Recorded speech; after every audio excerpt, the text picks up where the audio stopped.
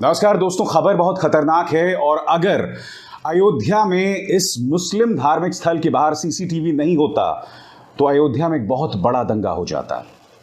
खबर क्या है मैं आपको बतलाना चाहूंगा दोस्तों। ये सीसीटीवी फुटेज सामने उभर कर आया है। इसमें आप देख सकते हैं कुछ लोग जो हैं वो मोटरसाइकिल या स्कूटर में आते हैं और फिर इसमें से कुछ लोग मांस और पवित्र ग्रंथ की किताब के कुछ पन्ने इन्हें फाड़कर और इसके अलावा भड़काऊ पोस्टर्स एक मुस्लिम धार्मिक स्थल के बाहर फेंकते हैं।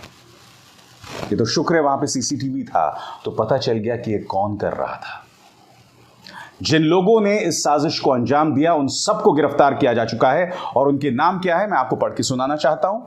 महेश कुमार मिश्रा, प्रत्युष श्रीवास्तव, नितिन कुमार, दीपक कुमार गौड़, ब्रिजेश पांडे, शत्रुघ्न प्रजापति, विमल पांडे। सबसे पहले तो मैं बतलाना चाहूंगा कि मुख्यमंत्री आदित्यनाथ की सरकार और उत्तर प्रदेश पुलिस, खासकर अयोध्या पुलिस, बधाई की हकदार है, क्योंकि अगर वहां सीसीटीवी नहीं होता, अगर त्वरित गिरफ्तारियां ना होती तो माहौल में तनाव पैदा हो सकता था। और हम ये ना भूलें यह अयोध्या है। अयोध्या की अपने मायने हैं एक धार्मिक स्थल के तौर पर, और वहां पर एक धार्मिक स्थल के सामने मांस के टुकड़े फेंक दिए जाएं, पवित्र ग्रंथ के पन्ने फाड़कर फेंक दिया जाए और भड़काऊ नारे, जी हां, वो वहां पर लगा दिए जाएं। मैं आपको बतलाना चाहूंगा उत्तर प्रदेश अयोध्या एसएसपी शैलेश पांडे जो गिरफ्तारियां हुई हैं उसका पूरा विवरण आपके सामने पेश कर रहे हैं। गया है जिनके नाम है महेश मिश्रा, प्रत्युष, नितिन, दीपक गौड़ उर्फ गुंजन, ब्रिजेश पांडे, शत्रुघ्न प्रजापति और विमल पांडे। घटना को अंजाम देने के लिए, पूरी प्लानिंग के बाद जो घटना को अंजाम देने के लिए जो लोग गए थे वो 8 लोग गए थे और 4 मोटरसाइकिल पे, जिनको लीड महेश मिश्रा कर रहा था। और जैसा कि सर ने बताया, आपत्तिजनक पोस्टर और आपत्तिजनक वस्तु वहां फेंकी गई और प्राप्त सूचना पे तत्काल पुलिस टीम इन सभी को गिरफ्तार किया गया है, 7 लोगों को, और 4 अभियुक्त जो फरार हैं उनको भी हम लोग जल्द गिरफ्तार करेंगे। जब इसके उद्देश्य के बारे में इनसे बात की गई मुख्य अभियुक्त अन्य अभियुक्तों से, तो जो बात छन के आई, इनका पूरा उद्देश्य माहौल को बिगाड़ने का था और जिससे कि यहाँ की अमन चैन की जो संस्कृति है इस जगह की, उसको प्रभावित किया जाए। आज हमें इससे क्या सबक मिलता है दोस्तों? सबक हमें यह मिलता है कि बहुत जरूरी हो गया है कि हमारे मंदिर, गुरुद्वारे, मस्जिद, गिरजाघर, तमाम जो धार्मिक स्थल हैं उनके बाहर सीसीटीवी लगाए जाएं, न सिर्फ बाहर बल्कि अंदर भी। इस घटनाक्रम का मास्टरमाइंड है महेश कुमार मिश्रा। महेश कुमार मिश्रा के बारे में पुलिस ये बता रही है कि जहांगीरपुरी में जो वारदात हुई थी, जो घटनाक्रम हुआ था, उसी के बदले के तौर पर उसने इस हरकत को अंजाम दिया। इसका मतलब ये स्पष्ट हो जाता है दोस्तों, अब बहुत जरूरी हो गया है कि हमारे तमाम धार्मिक स्थलों के बाहर जो है वो सीसीटीवी कैमरा लगाए जाएं। मगर मैं कुछ और कहना चाहता हूं, क्या ये सीसीटीवी कैमरा लगाने से भी कोई फायदा होगा जब हमारे जो न्यूज चैनल्स हैं उनमें और महेश कुमार मिश्रा जैसे लोगों के बीच में कोई फर्क नहीं रहा? मैं आपको 2 मिसालें देना चाहता हूं। न्यूज 18 में एक कार्यक्रम चला था जिसमें उन्होंने कहा था कि जहांगीरपुरी में जो घटना हुई उसी के बदले के स्वरूप 300 साल पुराना मंदिर जो है वो अलवर में तोड़ दिया गया। सरासर झूठ था, क्योंकि आप जानते हैं वो घटना 2 दिन पहले हुई और जिस नगर पालिका ने उसको अंजाम दिया उसमें 95% सदस्य भाजपा के थे। तो ये तमाम जानकारियां जो हैं उस एंकर ने, उस न्यूज चैनल ने गलत जानकारी दी। उस पत्रकार के खिलाफ तमाम धाराओं में एफआईआर दर्ज कर दी गई है। मगर मैं नहीं जानता हूं दोस्तों अब तक क्या कानूनी कार्रवाई हुई है। यानी कि ये जो एंकर्स हैं जो समाज में दंगा भड़काने का काम कर रहे हैं, इन पर कोई एक्शन नहीं हो रहा है दोस्तों, कोई एक्शन नहीं हो रहा है, कोई सबक नहीं दिया जा रहा है। और दुख की बात यह है कि राजस्थान में किसकी सरकार है? राजस्थान में कांग्रेस की सरकार है और हम ये उम्मीद कर रहे थे कि भाई कम से कम कांग्रेस इस मुद्दे को लेकर कड़ी कार्रवाई अपनाएगी। विडंबना देखिए कि शायद 1 साल में चुनाव है, इसलिए कांग्रेस इस पर कड़ा एक्शन नहीं ले रही। दूसरी तरफ मैं आपको बतलाना चाहूंगा कि मुख्यमंत्री आदित्यनाथ क्या क्या कर रहे हैं। एक खबर आपकी स्क्रीन पर आ रही है। सबसे पहली खबर, following CM Yogi's order volume of loud speakers at 17,000 religious places in Uttar Pradesh lowered. खबर क्या है कि मुख्यमंत्री आदित्यनाथ के आदेश के बाद उत्तर प्रदेश के करीब 17,000 लाउड स्पीकर्स का जो वॉल्यूम है उसे कम किया जाएगा। और इसमें सिर्फ मस्जिद शामिल नहीं है, इसमें मंदिर भी शामिल है।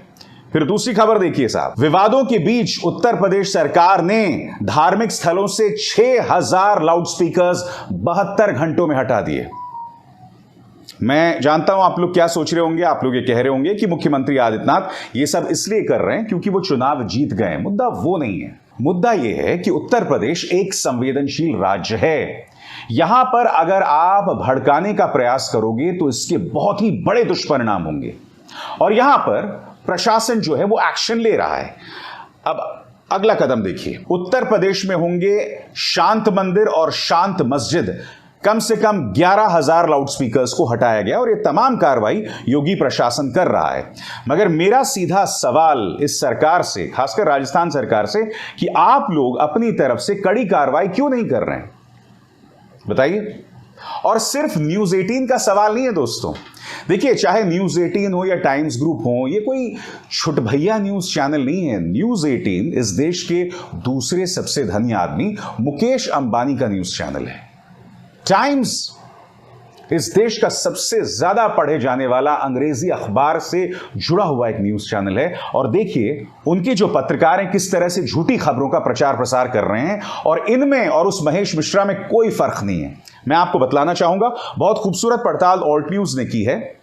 उनकी पत्रकार हैं किंजल, उन्होंने किया है। इस खबर के मुताबिक टाइम्स नाउ में कार्यक्रम चला, बुलडोजर से जाकिर कैसे बचा, हिंदू अम्मा कैसे लटकी।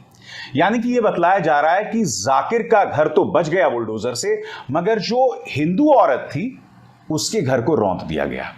ऑल्ट न्यूज ने इसमें जब पड़ताल की तो यह बात सामने उभर कर आई कि दरअसल वो जाकिर का घर ही नहीं था, जाकिर वहां सिर्फ किराएदार था।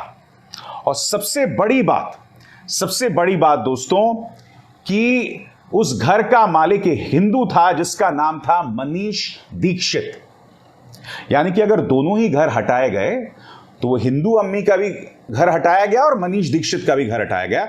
मगर ये चैनल जानबूझकर आपके सामने झूठ परोस रहा है कि जाकिर के घर को तो छोड़ दिया अशोक गहलोत सरकार ने, मगर हिंदू औरत के घर को कुचल डाला या रौंद दिया। और खुद मनीष दीक्षित कह रहा है कि हमें बहुत पहले नोटिस मिल गया था, पहले से नोटिस मिल गया था और उसके बाद कार्रवाई की गई। जहांगीरपुरी में क्या हुआ था, चूंकि आपको एमसीडी के चुनाव जीतने थे तो बगैर नोटिस दिए डीडीसीए के 1957 के नियम कानूनों की धज्जियां उड़ाते हुए आप लोगों ने उन घरों को रौंद दिया, उन्हें बुलडोजर से हटा दिया। सुप्रीम कोर्ट का 2017 का आदेश है कि जिनके घरों को आप रौंद रहे हैं, हटा रहे हैं, उन्हें उनका पुनर्वास करें, उन्हें दूसरी जगह दें रहने को। इन तमाम आदेशों की धज्जियां भाजपा के एमसीडी ने उड़ा दी थी। मगर मैं बात टाइम्स नाउ नवभारत की कर रहा हूं। यह कितना खतरनाक खेल है मैं आपको बताता हूं, क्योंकि टाइम्स नाउ नवभारत ने इस झूठी खबर का प्रचार प्रसार किया और फिर इसी को हथियार के तौर पर इस्तेमाल करके हिंदुओं को भड़काया जा रहा है। और कौन कर रहा है ये? भाजपा के नेता। सबसे पहले अमित मालवीय, इसके बारे तो मैं इतना कह सकता हूं, कई बार झूठी खबरों का प्रचार प्रसार करते हुए पाया गया है। क्या कह रहा है? If this isn't communal profiling and targeted action by Ashok Gehlot government then what is? बोल रहा है ये कि अशोक गहलोत सरकार सिर्फ हिंदुओं को टारगेट कर रही है, जबकि ऐसा नहीं था।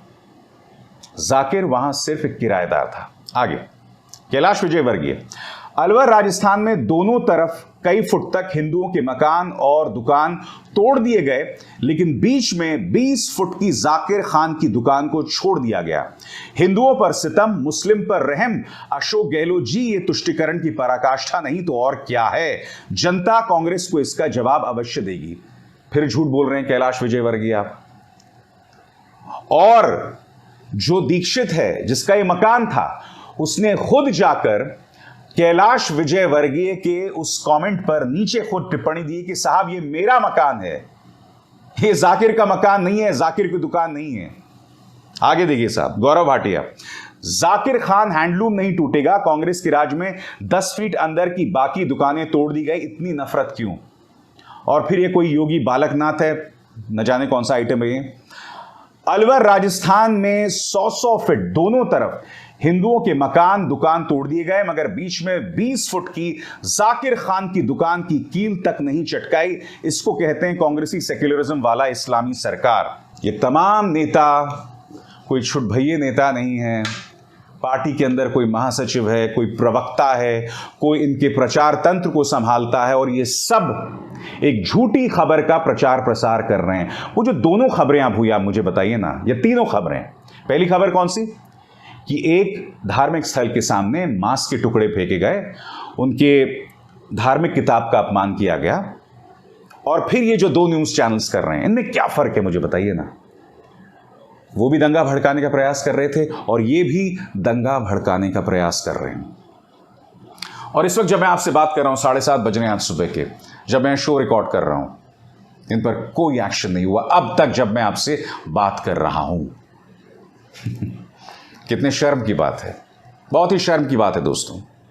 इसलिए बहुत जरूरी हो जाता है कि जहांगीरपुरी मस्जिद के सामने, हर मंदिर के सामने हम सीसीटीवी लगाएं, क्योंकि जैसे आप सीसीटीवी लगाते हैं तो आपको हकीकत का पता चल जाता है। फिर आप ये पता लगा पाते हैं कि कहीं ऐसा तो नहीं कि अगर मंदिर के अंदर से या मस्जिद के अंदर से किसी जुलूस पर पत्थर फेंके गए तो कहीं ऐसा तो नहीं कि उस जुलूस ने अश्लील नारे लगाए हों, या फिर उस जुलूस ने अपनी तरफ से कोई हमलावर कार्रवाई की हो।